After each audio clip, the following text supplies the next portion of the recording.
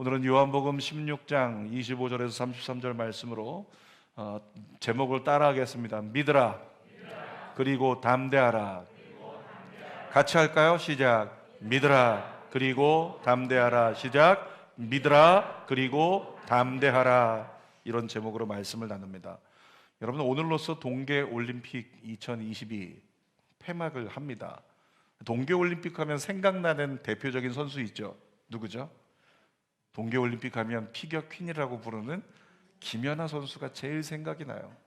근데 여러분, 제가 피겨 스케이팅을 보면서 감동받았던 게 김연아 선수의 경기를 보면서 처음이었던 것 같아요.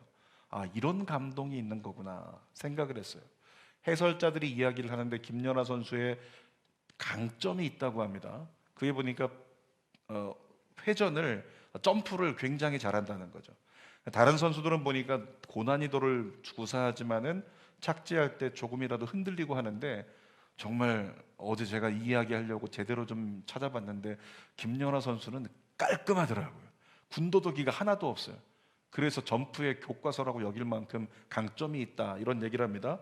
뿐만 아니라 김연아 선수는, 다른 선수들은 기술만 신경 쓰는데 김연아 선수는 예술성도 굉장히 뛰어나다, 그래서 찬사를 받아요. 그런데 김연아 선수가 제일 강하다라고 여겨지는 게 있습니다. 그게 뭐냐면 멘탈이 강하다는 거예요. 밴쿠버 올림픽 혹시 기억하십니까? 김연아 선수가 제일 마지막에 경기를 했는데요, 그 직전에 일본의 아사다 마오라고 하는 선수가 자기 생애 최고점을 냈어요. 사람들이 막 환호하고 좋아하고, 야, 아사다 마오가 금메달 딸 수 있겠구나, 그렇게 박수를 했다는 거죠.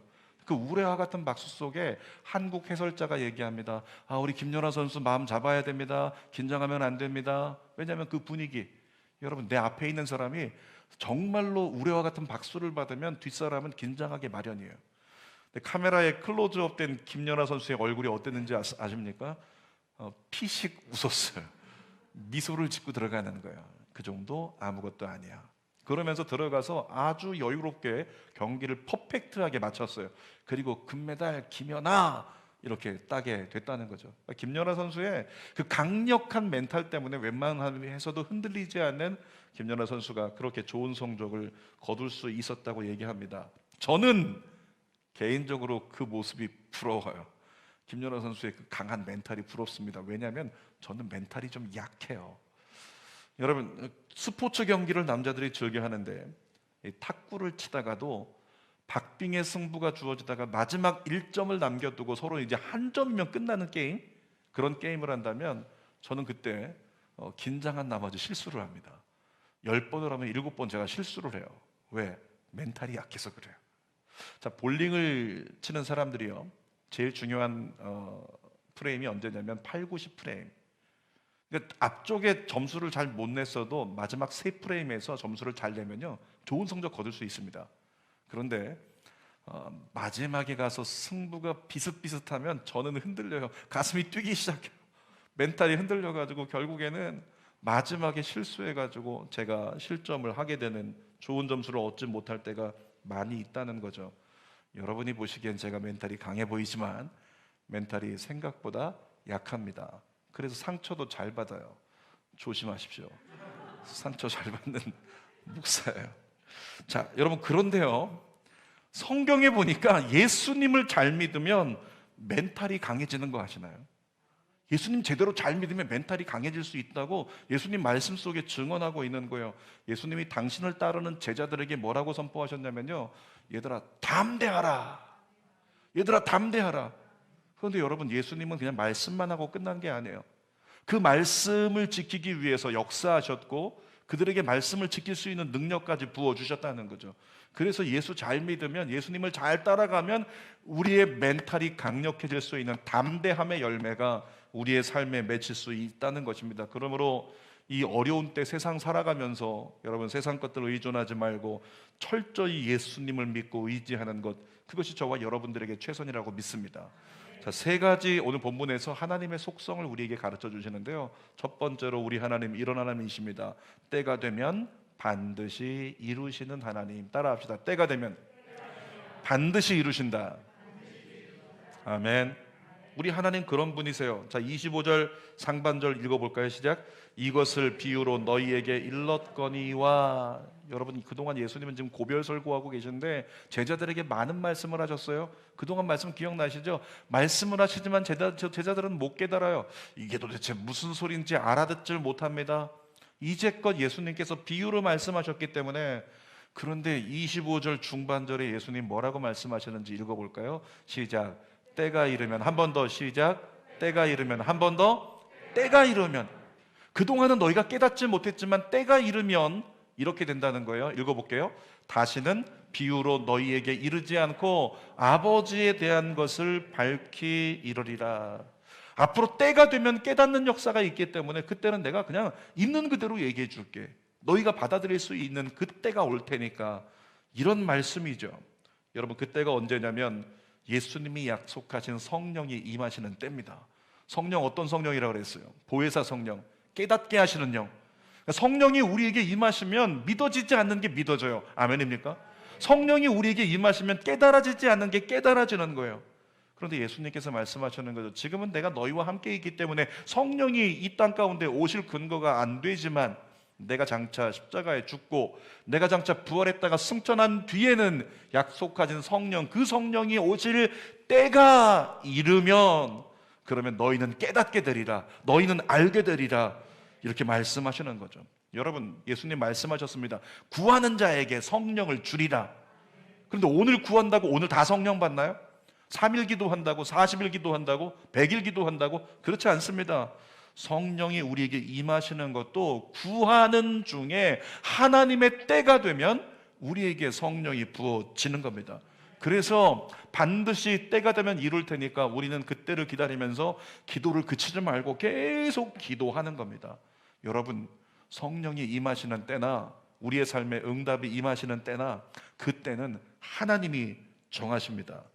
이 때에 대한 사람과 하나님의 차이를 들어보셨죠? 헬라어의 시간을 이야기하는 개념이 두 가지인데 크로노스와 카이로스.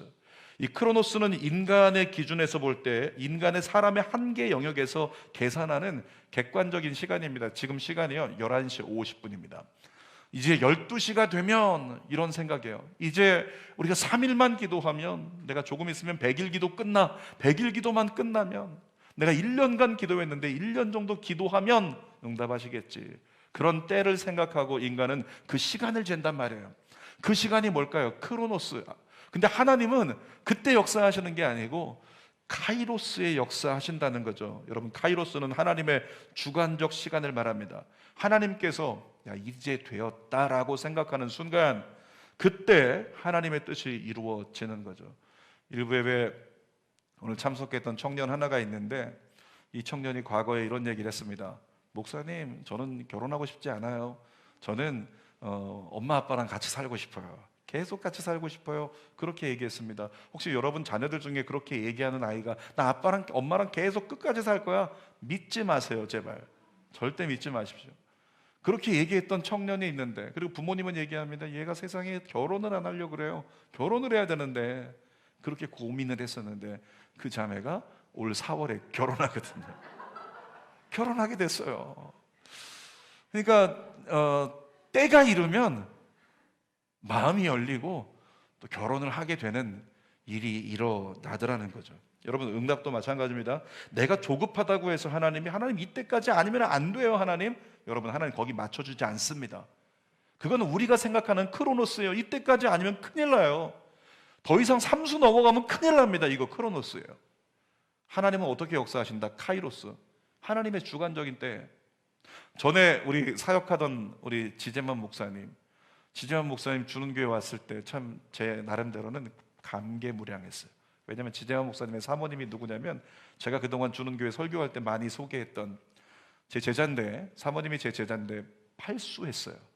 팔수해서 대학을 간 그런 친구였기 때문에 결국에는 팔수에서도 대학을 가더라. 그리고 지금 뭐 친구들보다 넉넉하게 잘 앞서 쓰임받고 있더라. 그러니까 뭐 이수한다, 재수한다, 삼수한다, 이게 문제가 아니죠. 우리가 생각할 때는 하나님 요때까지는 이런 생각을 하는데, 하나님은 주님의 때가 되면 저와 여러분에게 가장 좋은 것을 허락해 주실 줄 믿습니다. 그러니까 우리가 직면한 상황과 상관없이, 우리가 직면한 조건과 상관없이 하나님의 카이로스가 돼야 응답이 이루어지는 거예요. 여러분, 제자들은 공생의 3년 반 동안에 예수님 의존적인 시간을 보냈습니다. 제자들이 뭔가를 직접 이루어내기보다 예수님이 이거 어떻게 해요? 예수님, 그러면 예수님이 하나님께 기도해요. 예수님이 다 해결해 주세요. 오병이어의 기적이 그랬죠. 먹을 것이 없습니다. 예수님, 배가 고파요. 먹을 것이 없습니다. 예수님이 해결해 주셔야 되겠어요. 그랬더니 예수님께서 너희가 먹을 걸 주어라. 저희 가진 게 없는데요. 가진 것을 갖고 와라. 물고기 2마리와 떡 5개 가져다가 예수님께 드렸어요. 예수님이 하나님께 기도하셨습니다. 예수님이 응답 받으시고 제자들에게 그 떡을 나누어 주셨어요.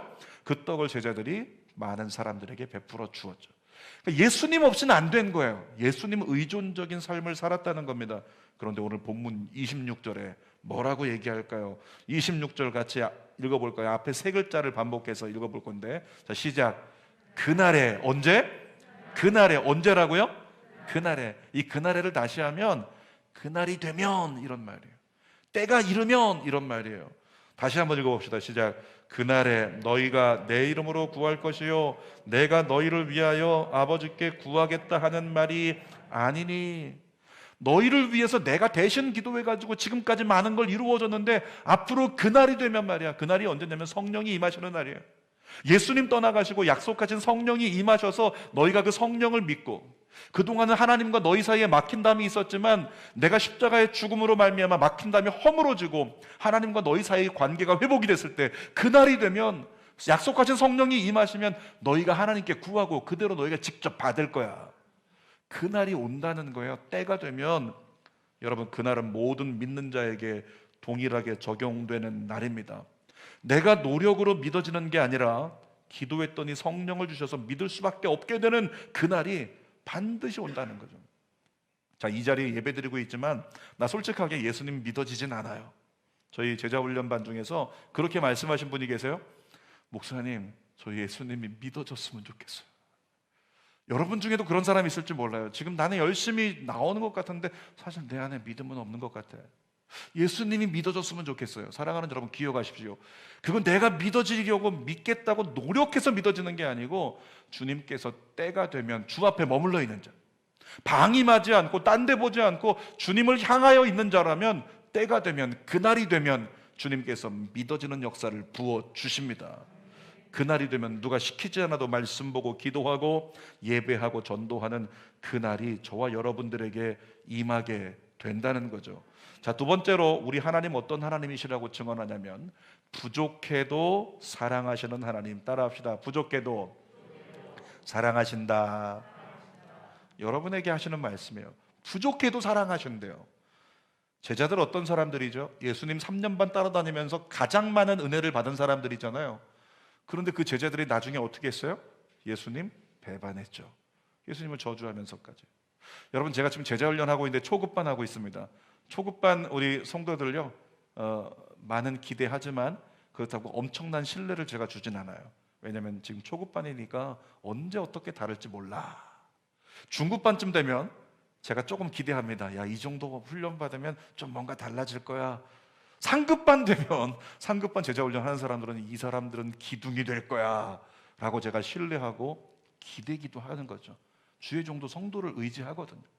기대는데 생각해 보세요. 상급반까지 끝나가지고 내가 집사님 신뢰합니다, 우리 성도님 신뢰합니다, 신뢰를 주고 있는데 어느 날 그냥 목사의 등에다 비수를 꽂고 목사를 배반하고 그렇게 목사를 대적하고 이런 상황이 온다고 생각해 보세요. 그 목사 마음이 얼마나 힘들겠어요. 여러분, 저도 배신을 당해봐서 알지만 견디기 힘든 고통이잖아요. 그런데 우리 예수님 어떻게 하셨죠? 제자들이 배반할 걸 아셨어요. 이미 아셨으면 배반을 안 당하기 위해서 제자들을 버려야죠. 그런데 예수님은 요한복음 13장 1절에 이렇게 말씀하십니다. 읽어봅시다. 시작. 6월절 전에 예수께서 자기가 세상을 떠나 아버지께로 돌아가실 때가 이른 줄 아시고 세상에 있는 자기 사람들을 사랑하시되 끝까지 사랑하시니라. 따라합시다. 예수님은 나를 끝까지 사랑하신다. 아멘. 예수님 우리를 끝까지 사랑하신대요. 여러분, 예수님은 정말 당신을 배반하고 저주까지 한 제자들인데 그 제자들일 것을 아시면서도 왜 끝까지 사랑하셨을까요? 또한 예수님 부활 후에 어떻게 하셨어요?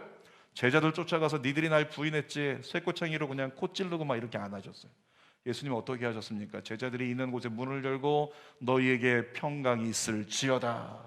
숨을 내쉬며 성령을 받으라. 제자들을 끝까지 사랑하시면서 그들을 끌어안고 그들을 믿음으로 세우시고 떠나실 때까지 떠나지 않았던 예수님이셨다라고 하는 거죠. 여러분, 예수님이 무슨 근거로 제자들을 사랑하셨을까요? 오늘 27절에 그 답이 나옵니다. 읽어보십시다. 27절. 이는 너희가 나를 사랑하고 또 내가 하나님께로부터 온 줄 믿었으므로 아버지께서 친히 너희를 사랑하심이라. 펜을 들고 만약에 제가 이렇게 표시를 한다면 이렇게 얘기할 수 있습니다. 너희가 믿었으므로 사랑하심이라. 따라합시다. 너희가 믿었으므로 사랑하심이라. 아멘. 너희가 믿었기 때문에 사랑하신다는 거예요. 누구에게? 제자들에게 하시는 말씀이에요. 근데 여러분, 제자들은 어떻게 했다고요? 예수님 배신했어요. 예수님 부인했어요.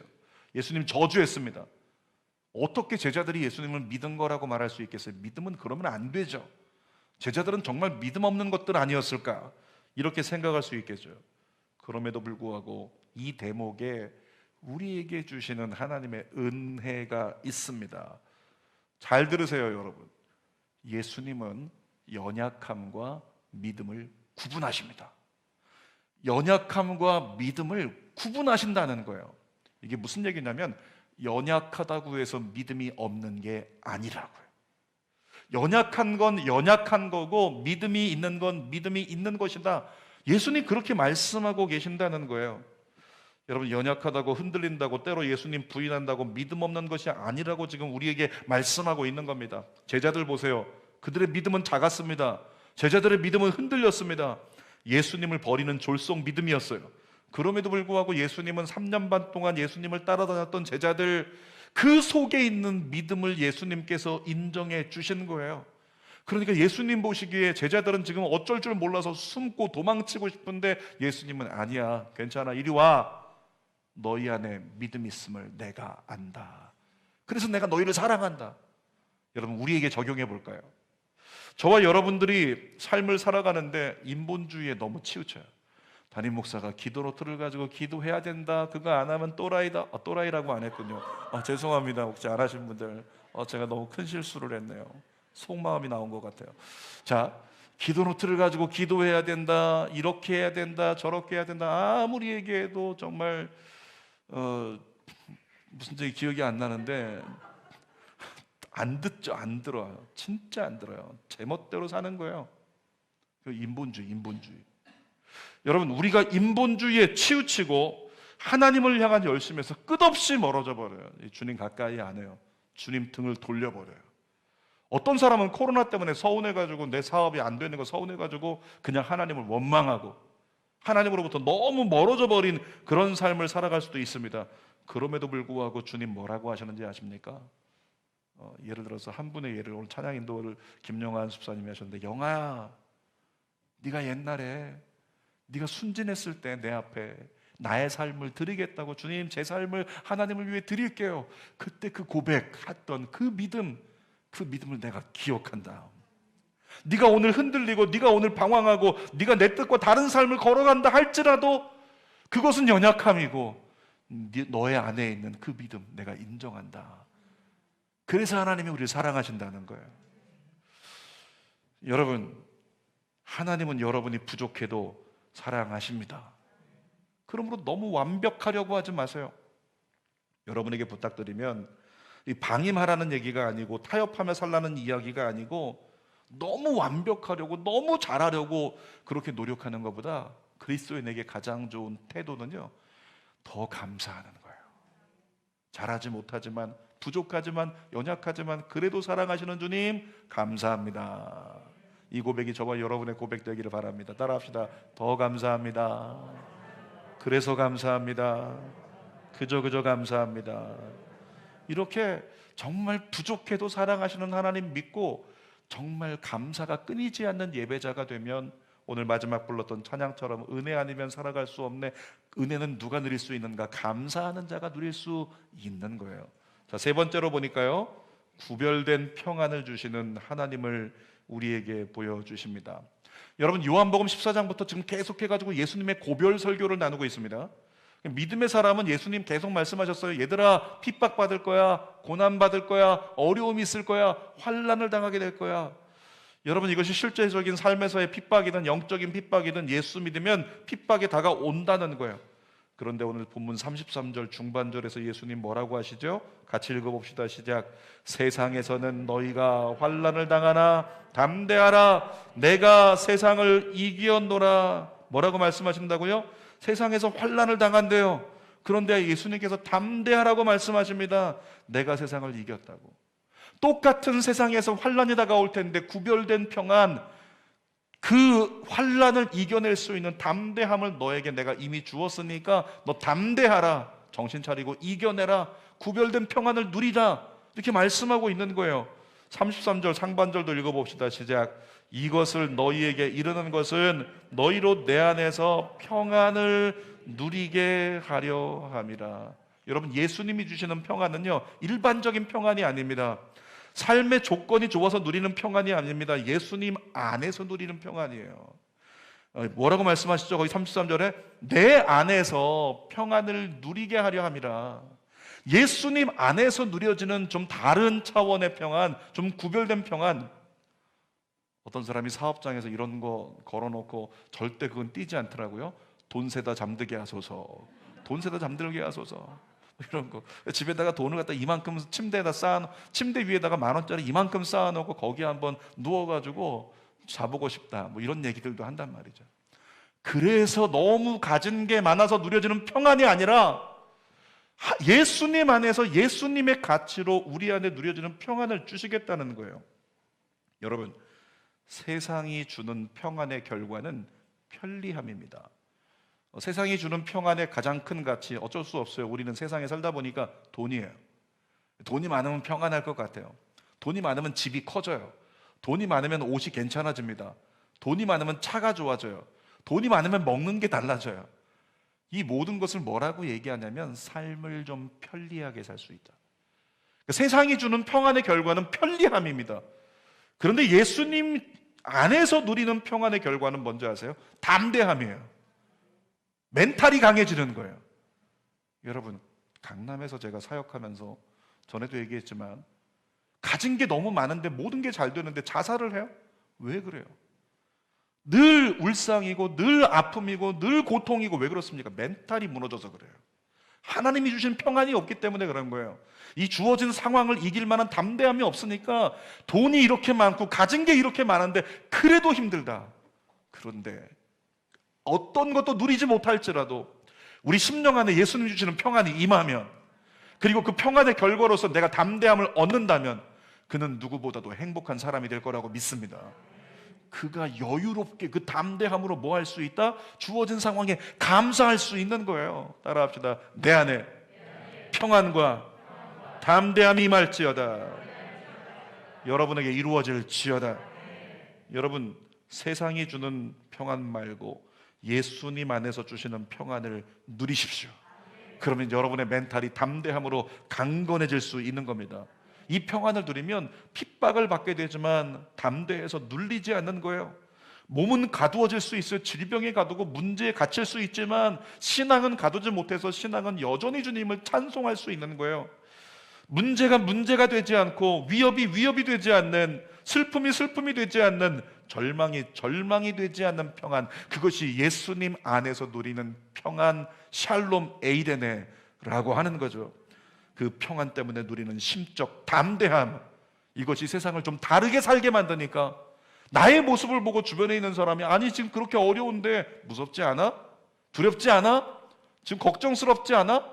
어떻게 그렇게 평안하고 어떻게 그렇게 자신만만하고 담대해? 내가 예수 믿으니까. 아멘. 그렇게 전할 때요, 세상이 여러분을 따라서 예수님께 나오고 싶은 거예요. 여러분, 코로나 변이 바이러스인 오미크론의 확산으로 얼마나 많이 긴장하십니까? 오늘도 예배 가운데 찬양대도 많이 빠지게 된 것도 아마 감기로 앓는 분들도 있겠지만 그것으로 말미암아 우리가 파생적으로 이 오미크론의 확산 때문에 긴장하고 사는 거죠. 이 긴장 속에 우리의 모습 가운데 이런 반응이 있어요. 위축이 돼버려요. 여러분, 마음이 위축되면 어떻게 되는 줄 아십니까? 감사가 안 나와요. 마음이 위축되면 찬송을 못합니다. 감사가 없으면 예배도 못 드려요. 그것은 영적 묶임이죠. 그건 평안을 잃어버리는 거예요. 이때 우리에게 필요한 게 뭘까요? 예수님 안에서 누리는 평안, 예수님 허락해 주시는 담대함, 그때 우리에게 필요하다는 겁니다. 그런데 이 평안을 누리려면 예수님께서 말씀하시기를 말씀 안에 있어야 된대요. 말씀을 붙들어야 된대요. 33절 볼까요? 시작. 이것을 너희에게 이르는 것은 너희로 내 안에서 평안을 누리게 하려 함이라. 잠깐만요. 이것을 너희에게 내가 이르는 것은, 이것이 뭐예요? 그동안 전하신 말씀, 그동안 전하신 설교예요. 그러니까 내가 예수님이 말씀을 하시는데, 야 얘들아, 그동안 내가 너에게 이 말씀을 준 이유는, 이 얘기하고 있는 거예요. 자, 뭐라고요? 너희로 내 안에서 평안을 누리게 하려고. 그러니까 하나님 말씀을 붙잡지 않으면 평안을 누릴 수가 없다는 거예요. 하나님 말씀을 아침마다 붙잡고 묵상하고 통독하고 그 말씀을 붙잡고 하루를 살려고 할 때 너에게 평안이 있다, 이 말씀을 하시는 거죠. 다 계속 읽어봅시다. 시작. 세상에서는, 시작. 세상에서는 너희가 환난을 당하나 담대하라, 내가 세상을 이겼노라. 여러분, 예수님께서 말씀하십니다. 평안을 누리게 하려고 말씀 주셨대요. 환난을 당하나 담대하게 하라고 말씀 주셨다는 거예요. 어려움과 문제와 그 역경을 이겨낼 수 있도록 말씀을 주셨다는 거예요. 그러니까 우리가 붙잡아야 될 건 뭘까요? 말씀인 거예요. 예수 그리스도인 것입니다. 말씀을 온전히 붙들고 예수 이름으로 기도하며 산다면 세상 모든 조건과 계산을 이기는 믿음 행동이 우리 안에 가능해지더라는 거죠. 사랑하는 여러분, 코로나에 노출되지 않게 조심하십시오.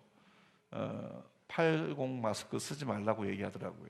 94 마스크 써도 안 된다고 하는 얘기도 많지만 그래도 94 마스크 쓰세요. 좀 답답하더라도 노력하십시오. 애쓰십시오. 손 계속 잘 씻고 열심히 소독하고 그렇게 지내세요. 조심은 하되 위축되지는 마십시오. 조심은 하되 위축되지 마세요. 우리 어쩔 수가 없어요. 지금 이제 늘어나는 확산세를 보니까 몰라요. 이 중에 누가 묻어서 왔는지 몰라요. 이 엘리베이터 버튼을 눌렀는데 하필이면 버튼을 누른 것에, 교회는 6층인데 6층 안 누르고 잘못 눌러서 4층 눌렀는데 4층에 거기 바이러스가 묻어 있어요. 이럴 수도 있는 거예요, 지금 우리가 사는 세상이. 그러니까 앞으로는 누구도 코로나 바이러스에 감염될 수 있다는 거죠. 여러분, 조심하되 위축되지 말라는 말씀을 드리면서, 만약에 코로나에 걸렸다면 가장 강력한 항체가 생길 기회를 주셨다고 믿고 그때 또다시 감사하십시오. 그리고 또 말씀 붙잡고 말씀을 선포하고 선언하면서 우리 자녀들에게도 창조의 역사가, 코로나가 우리 자녀에게 임했다면 창조의 역사로 더 강건해질지어다, 더 큰 항체가 임할지어다, 더 넉넉히 이기는 역사가 있을지어다, 간증의 기회가 될지어다, 이렇게 고백하면서 위축되지 않는 저와 여러분 되길 원해요. 누군가는 직장을 다니는데 직장에서 얘기하는 거죠. 너 교회 다니는 것 때문에 문제 생기면 너에게 책임을 다 묻겠다. 그래서 누군가는 너 교회 다니는데 너 교회 다니는 거 그만두지 않으면 직장에서 퇴사시키겠다, 이런 얘기도 한다는 거죠. 여러분, 만약에 예배 참석했던 그것 때문에 혹시라도 내가 직장에서 어려움을 당하거나 직장에서 내 보내임을 당한다면 저는 이런 기회가 왔다고 믿습니다. 주님이 더 나은 업그레이드된 새로운 길을 열어주실 기회를 열어주신 거라고. 예전에 간증 많이 들어보셨죠? 청년들이 단기 선교 갈 때마다 늘 고민인 게 뭐냐면, 단기 선교 가려면 보통 2주 정도 아니면 열흘 정도 걸리는데 휴가는 그만큼 안 되는 거죠. 그러니까 고민하다가 사장님께 말씀을 드렸어요. 저 조금만 더 쉬면 안 되겠습니까? 일주일에다가 3일만 더 못해가지고 월차 끌어모아서. 그랬더니 사장님이 한마디 합니다. 그럴 거면 회사 때려쳐. 청년이 기도하다가 진짜 회사를 때려쳐요. 그게 다 좋은 것만은 아니지만 기도하는 가운데 어쩔 수 없이 하나님의 응답을 따라서 선교에 동참하기 위해 회사를 그만두는 그런 일들도 있지만, 그런 청년들 어떻게 됐을까요? 다 망했을까요? 아니요. 또 다른 직장을 열어주시고 또 다른 삶을 살아가면서 그때 그 일이 간증이 되게 만들어 주시더라. 사랑하는 여러분, 조심하지만 위축되지 마시라고요. 그래서 이때도 하나님께 예배하는 것에 뒤로 물러나지 않는 저와 여러분 다 되기를 원합니다. 여러분, 이런 마음이 우리 안에 생기려면, 이런 담대함이 생기려면 무엇을 붙잡아야 된다고요? 하나님 말씀, 그리고 예수 이름 붙잡고 선포하면서 기도하는 삶을 살아갈 때 세상을 복음의 가치로 놀라게 만들고 하나님 나라로 선도하는 믿음의 종들, 저와 여러분들 다 될 줄 믿습니다. 설교 결론입니다. 오늘 제목이 뭐였죠? 같이 시작. 믿으라. 그리고 담대하라. 한 번 더. 믿으라. 그리고 담대하라. 한 번 더. 믿으라. 그리고 담대하라. 기도하겠습니다. 아버지 하나님, 우리 연약합니다. 우리 부족합니다. 제자들처럼 우리도 예수님 부인하고 예수님께 등 돌리고 예수님과 상관없는 죄인의 삶을 살아갑니다. 그럼에도 불구하고 우리를 사랑하셔서 우리가 주님을 또 향하면 때가 되면 응답해 주시고 때가 되면 성령 부어주시고 때가 되면 놀라운 성숙을 우리에게 이루시는 하나님, 부족해도 여전히 사랑하시는 하나님 뿐만 아니라 우리를 통해서 하나님의 큰 영광의 삶을 살아갈 수 있도록 인도해 주시는 우리 하나님, 살아계신 아버지 하나님의 놀라운 은혜 안에 오늘 우리가 원합니다. 우리 안에 평안을 허락하여 주옵소서. 우리 안에 담대함의 삶의 결과를 허락하여 주옵소서. 담대한 신앙으로 세상을 살며 구별된 신앙이 되어서 구별된 평안을 누려서 세상을 선도하고 도전을 줄 수 있는 믿음의 사람으로 살게 하여 주시옵소서. 예수님의 이름으로 기도드립니다. 아멘.